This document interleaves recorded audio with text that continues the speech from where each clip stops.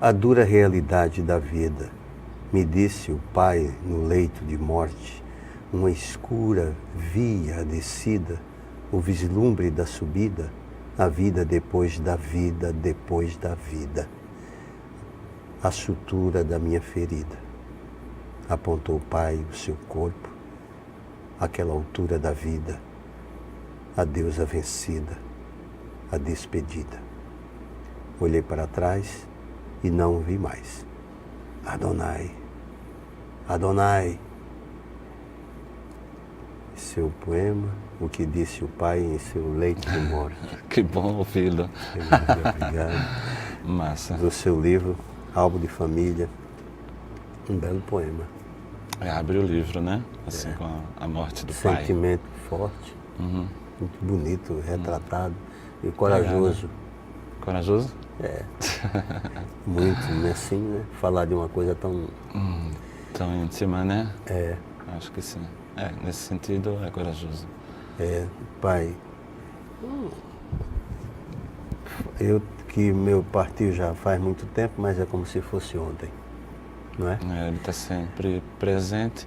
O pai é uma figura muito forte na nossa vida, né? Com certeza.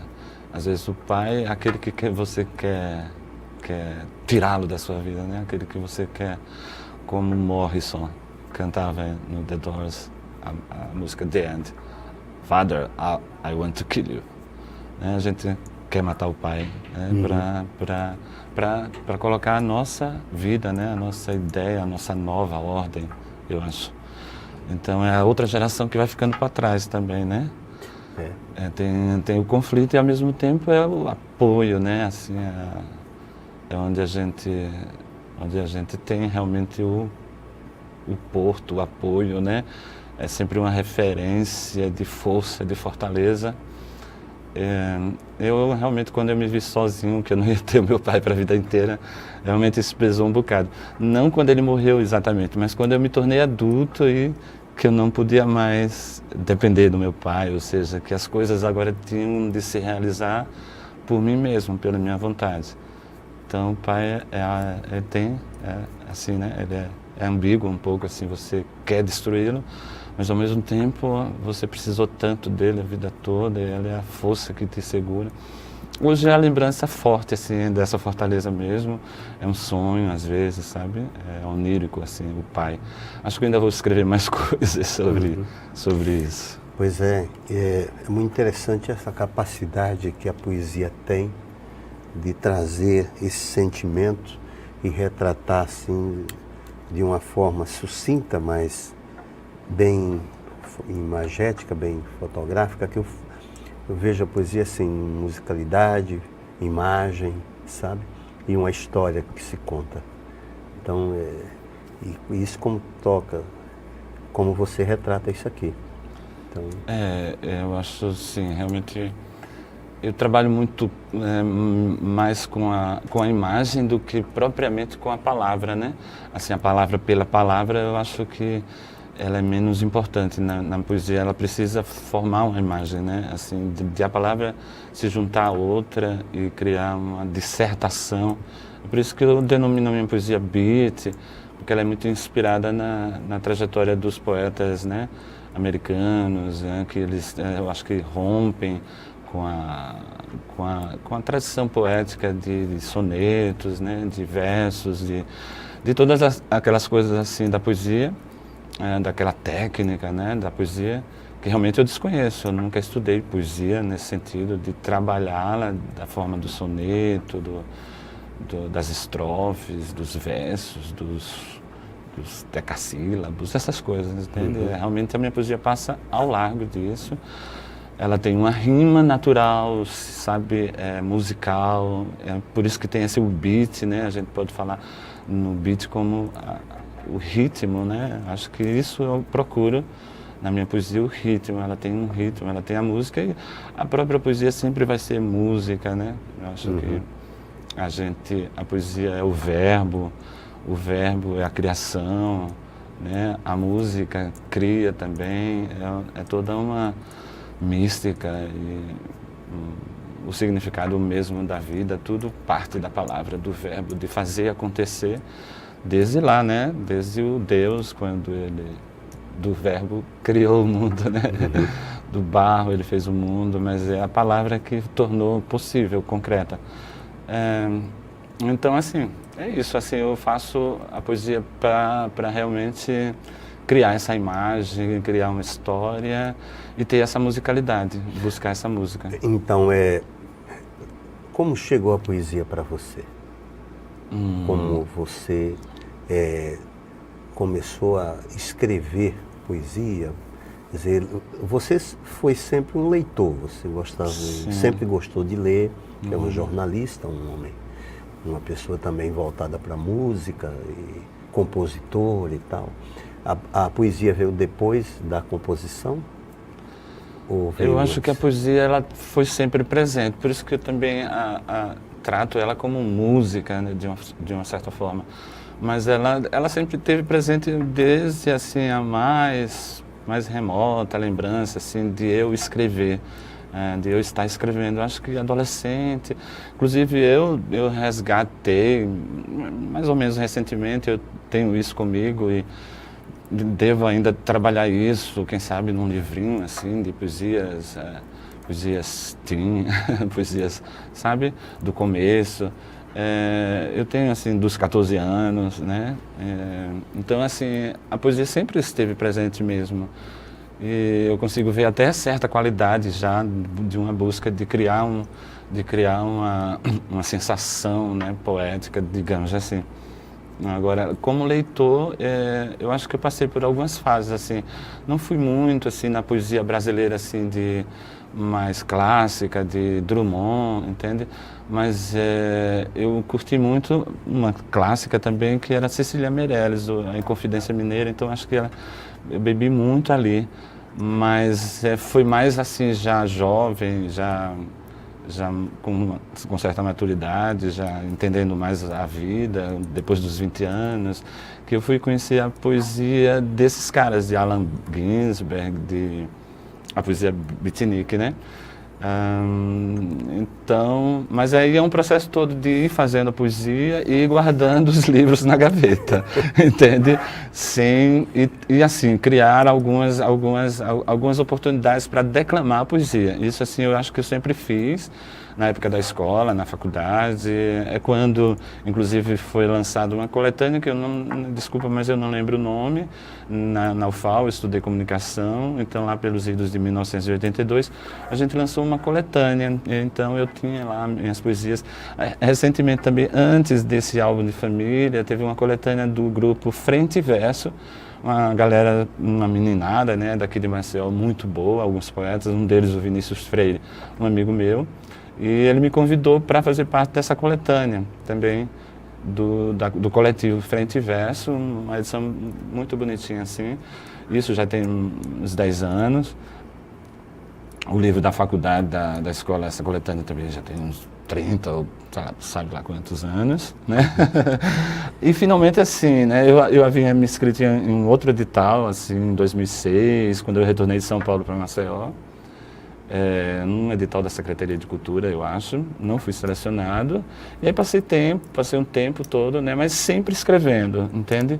A poesia sempre esteve do meu lado, assim, eu sempre tive uma necessidade de escrever. Eu acho que eu li alguma coisa de que a palavra precisa ser dita, né, assim, o que você sente, a raiva, o amor, precisa ser expressado, para que isso não se torne uma doença, né, em você, alguma coisa do tipo. A poesia para mim é catártica também, né, porque é transformar em arte, em poesia, o prazer, a dor, entende? Então seja na alegria também, né, mas sempre no prazer de escrever e na melancolia também eu acabo escrevendo, né, então à noite, quando eu chegava da balada, sabe, eu escrevia, né? Ou quando eu estou realmente organizando o livro, como recentemente agora, bem, eu pretendo escrever, lançar o segundo volume dessa coletânea, dessa trilogia, cujo álbum de família é o terceiro volume. Então esse ano eu pretendo lançar o segundo volume, Então, eu passei assim agora, recentemente, cerca de 2 meses, trabalhando esse segundo volume que já estava ali na gaveta, mas aí já tinha se passado uns 6 anos ou 10 anos, né, que ele estava ali na gaveta. Então, eu tinha muitas outras poesias que confluíam no tema, né, do que eu propunha no livro. Então, saí catando, né, nos meus arquivos não muito organizados. Então, eu passei dois meses reescrevendo o que já havia, né, o que estava ali guardado, que a gente acaba reescrevendo, e aí compilando as outras poesias que estavam espalhadas nos arquivos, no computador, etc. E até nos outros livros que também estavam na gaveta, eu saí folheando-os novamente, vendo que aquelas poesias poderiam trazer para esse novo, digamos, empreendimento, que é o segundo volume da trilogia. Mas e a gente, outro dia, conversando, porque você tinha um projeto, não sei se ainda tem, lá no teatro, e... O Antropofágico Miscigenado. Antropofágico Miscigenado, lá por que era música e poesia. E não tem mais? Olha, a gente começou isso no final de 2017, eu e um outro compositor, artista da música, o Ed Ribeiro, no terraço do teatro, no final de 2017, na verdade não, no começo de 2017, em todo o ano de 2017, realmente a gente fez isso, em várias edições, inicialmente semanalmente, depois não tínhamos fôlego para fazer semanalmente, porque exige uma produção, né, de convidar os artistas, de você ter um mínimo de recurso também para propiciar uma ajuda de custo para o artista, porque eram encontros espontâneos que a gente convidava os artistas para eles tocarem, declamarem, como você foi lá também declamou. Não sei se na sua noite foi o Ibis Maceió também, eu acho que foi uma turma bem assim, legal, o Marcos Farias também. Marcos Farias Costa, então foi uma noite bem especial mesmo. E claro, sabe, era um encontro mais ou menos informal que a gente favorecia esse encontro. O Antropofágico fazia esse papel de ligar, de convidar as pessoas e fazia a produção, né, do som.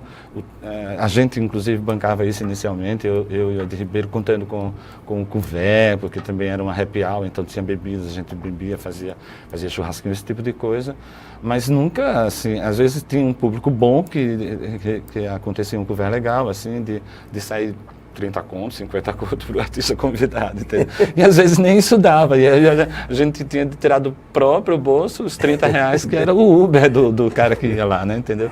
Então, assim, tem toda essa dificuldade de a gente continuar o projeto, mas é um movimento que a gente, né, que a gente lançou, tanto que você lembra agora, as pessoas falam ainda, e até o ano passado, que foi 2018, aí a gente já estava meio baqueado, e também a gente tem de produzir os nossos próprios eventos, assim, a nossa própria música, o nosso próprio show.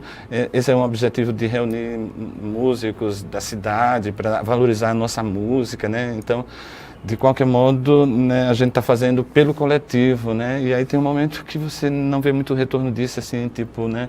Que você tem que se esforçar muito, tirar o dinheiro do próprio bolso, aí tem que dar uma parada mesmo, né? Em 2018 a gente fez um primeiro, e no final do ano o Alexandre Holanda, lá do teatro, né, onde a gente fazia, teve sempre o apoio da DTA, o Alexandre Holanda, o gerente artístico do teatro, ele nos convidou para o aniversário do teatro, né, no final de 2018. Na verdade, eu tinha procurado ele para fazer um show meu mesmo. O Teatro de Arena já estava com a pauta, né, ocupada, não tinha pauta no Teatro de Arena, foi quando ele teve a ideia de me convidar para o teatro, para o aniversário. Então, a gente vai fazer só um intervalo, tomar mais um pouquinho de café, e o programa é Café com Poesia, tem que ter café, né? Poesia já tem. Com aqui. certeza. Poesia já tem, da melhor qualidade. Obrigado, já a gente retorna conversando com Sebage, poeta, músico, compositor e jornalista. E meu amigo, já.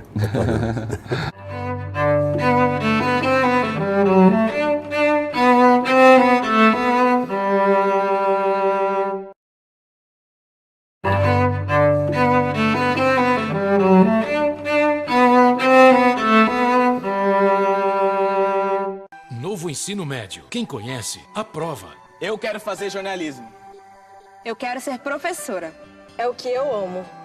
E eu, design de games. Eu quero um curso técnico para já poder trabalhar. Com o novo ensino médio, você tem mais liberdade para escolher o que estudar, de acordo com a sua vocação. É a liberdade que você queria para decidir o seu futuro. Quem conhece o novo ensino médio? Aprova. Acesse o site e saiba mais. Ministério da Educação, Governo Federal, Ordem e Progresso. Ele é tudo pra mim. Eu não me imagino viver sem ele. Parece que era mentira, né? Uma criança daquele tamanho ia ter um câncer. O grande problema do câncer infantil é porque a grande maioria dos sintomas são muito parecidos com sintomas de doenças normais da infância. Hoje não é mais uma doença fatal, é uma doença tratável. Agora ele tá caminhando a cura dele. Falta pouco. Uma vitória pra mim e pra ele. As melhores férias do mundo são aqui.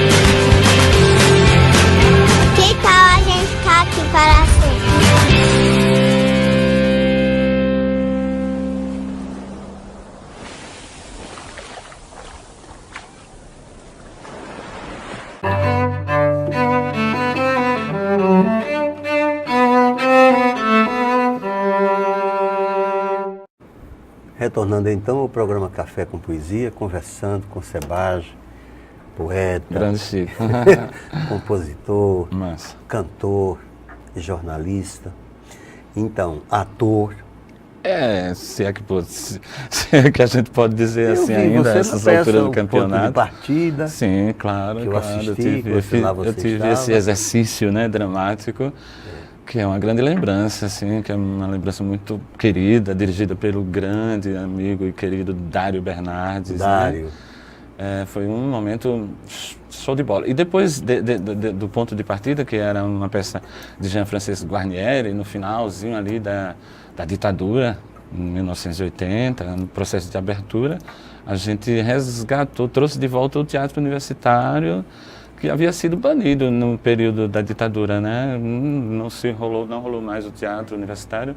Acho que por essas pressões mesmo, inclusive grandes nomes do teatro, o próprio Braulio Leite,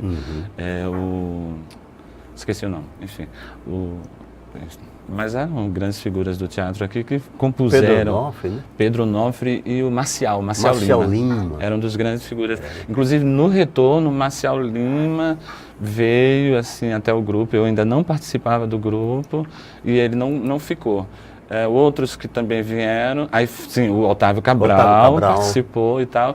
E aí a gente que era da faculdade e tudo, assim, né, entrou nessa vibe do teatro. Eu mesmo, assim, continuei no teatro universitário, com Paulo Poeta, né, e tudo mais. E o Sávio Almeida entrando aí também já na segunda fase do teatro. A gente fazia esquetes populares, fazia uma espécie de teatro socialista, montava no calçadão, nos sindicatos e tudo, os esquetes que o Sávio escrevia. Também foi um período maravilhoso. Foi na sequência do ponto de partida. Depois que teve o ponto de partida, a gente ainda ensaiou uma outra peça do Guarnieri. Eles não usam black tie, mas a gente não conseguiu efetivar, assim, não saiu. Ficou quase um ano ensaiando e a coisa assim perrou e não 80? Continuamos. Anos 80, hein? Sim, anos 80. Em 80 mesmo a gente montou o ponto de partida. E acho que em 81, 82 a gente estava fazendo esse trabalho com o Sávio, que a gente também montou um espetáculo adaptado da música de Carlos Lira, que era uma coisa dos Centros Populares de Cultura da UNE, que era o Subdesenvolvido. Era uma música do Centro Popular de Cultura da UNE, do Carlos Lira e Francisco de Assis. Francisco de Assis. Uhum. Então tinha essa música que a gente transformou ela num espetáculo musical que levamos no Teatro de Arena. E depois fizemos com o Sávio uma série de sketches que a gente saía na rua, nos sindicatos, nas escolas, fazendo esse teatro popular. Maravilha. Então, eu sei que você gosta de interpretar poesia. Eu acho que o poeta deve declamar a poesia. Né? Aí, por favor, você dá. Eu gostaria muito que a faculdade, que os lugares me convidassem sempre para declamar poesia. Eu vejo assim, a trajetória de Bukowski, por exemplo, né? Você vê que ele rodava os Estados Unidos inteiro, viajando, lendo para os estudantes nas escolas. Eu acho que isso assim, é muito legal, né? Entende? E tem um grupo, já tem vários grupos aqui, tem o Ofélia, o pessoal do Richard Plácido, né? Tem, na época da faculdade, eu tinha um grupo que se chamava A Vida Tem Dessas Coisas, que era com a Rosália Brandão, outra poeta que não está mais entre nós. Foi um dos momentos assim que eu trabalhei com a poesia e fiquei correndo atrás. Então a poesia sempre esteve presente mesmo assim na minha vida. E ela agora está muito forte. Eu falei que esses 2 últimos meses eu fiquei trabalhando, não assim quando chegava da balada, bêbado e tal, escrevendo poesia, né? Eu tive uma disciplina, até porque eu queria entrar num concurso, eu queria mandar o livro para um concurso, tinha um prazo, então os 2 meses eu fiquei trabalhando bem focado no livro, e aí eu escrevia de manhã, escrevia de noite, assim, tinha horários assim meio que marcados para escrever, para trabalhar. Então. Bem, vamos lá. Esse livro, né, o Álbum de Família, né, que ele compõe uma trilogia, é o 3º volume. A trilogia se chama A Melancia, é uma referência ao cinema também.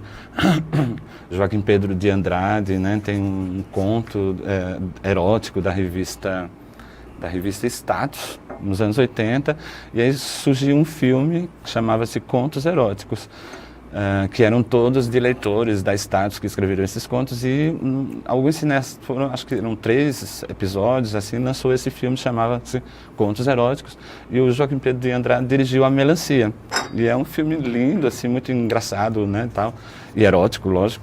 E A Melancia tem um pouco disso, do erotismo e da natureza e tal, etc. Então eu dei a trilogia, dei o nome de A Melancia, fazendo essa referência ao Joaquim Pedro e ao cinema brasileiro, mas esse álbum de família é o menos erótico, é claro, mas também tem erotismo. Então, assim, como é álbum de família e também remonta a um período que eu vivi em Porto Calvo, né, que é a minha terra, a terra dos meus pais, dos meus ancestrais, eu escrevi isso aqui: Dias de Glória. Os dias dramáticos de luta pela liberdade na terra, na água e no ar, na mente, no sangue dos imortais, Calabar, o herói a ferro e fogo lá atrás. Dias mágicos, dias práticos, grandes, fantásticos dias de guerra atingindo a carne. O fio da navalha, a correnteza, ó manguaba, ondas vão e vêm sob os motores, os braços dos meus amores, meu rio, meus super-heróis.